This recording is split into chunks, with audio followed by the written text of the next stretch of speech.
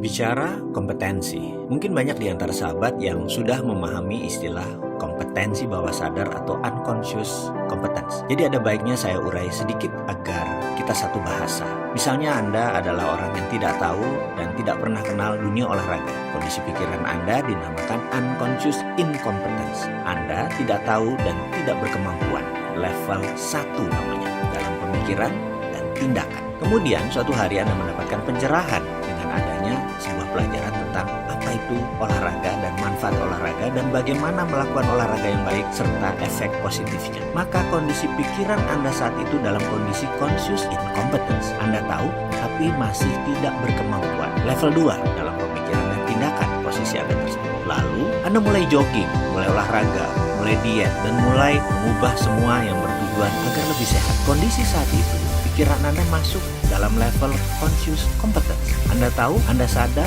dan memiliki kompetensi atau berkemampuan. Inilah level ketiga, pemikiran dan pembelajaran. Di sini semua hal masuk dalam logika. Analisis dasar, tahu, mengerti, tetapi melakukan keahliannya masih dalam tahap pembiasaan. Disinilah tantangan terbesar karena Anda masih di level 3.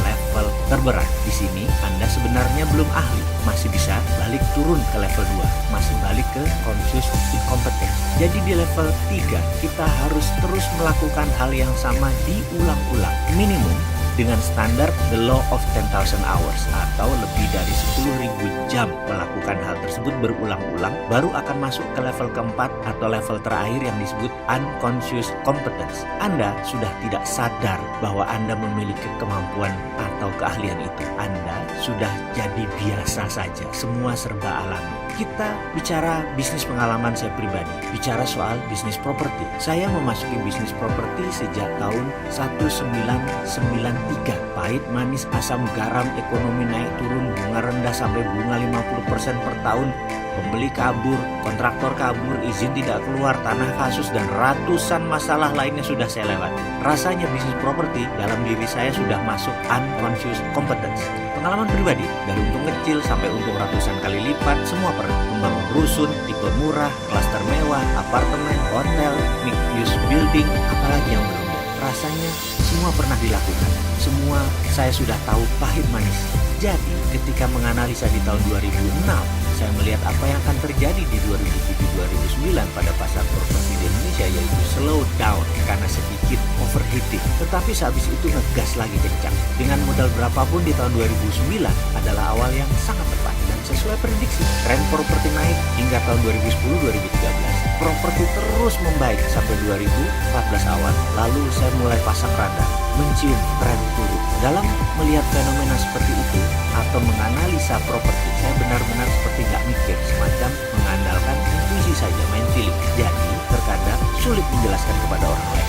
Awal 2014 sebenarnya saya sangat semangat sekali dengan bisnis properti. Sampai periode ketika Indonesia mengambil mazhab state capitalism, memenangkan BUMN. Saya shock. Kemudian di tahun 2015 saya langsung check out. Kurangi main properti, 2016 tinggal 20%, 2017 berhenti total. Kebijakan negara tidak mendukung pemainan properti dan dugaan saya benar. Negara memanjakan BUMN akan mematikan bisnis properti karena dulu properti itu pembiayaan dari bank dan pembelian pun 90% menggunakan KPR, menggunakan bank. Dengan kebijakan BUMN kemarin, maka kering uang di tanah air. Yang kena duluan adalah bisnis tersier atau bisnis seperti properti. Tempat tinggal itu memang kebutuhan utama, namun memiliki rumah karena mahal menjadi kebutuhan ketiga, menjadi kebutuhan mewah. Keringnya keuangan, maka kebutuhan rumah turun drastis permintaannya seperti sekarang. Dan 5 tahun ke depan rasanya demikian. Yang beli rumah dibandingkan tahun 2010-2013 turun tinggal 50% kali saat ini. Pemain properti atau developer mati barang dan kalah bunga pada umumnya saat ini.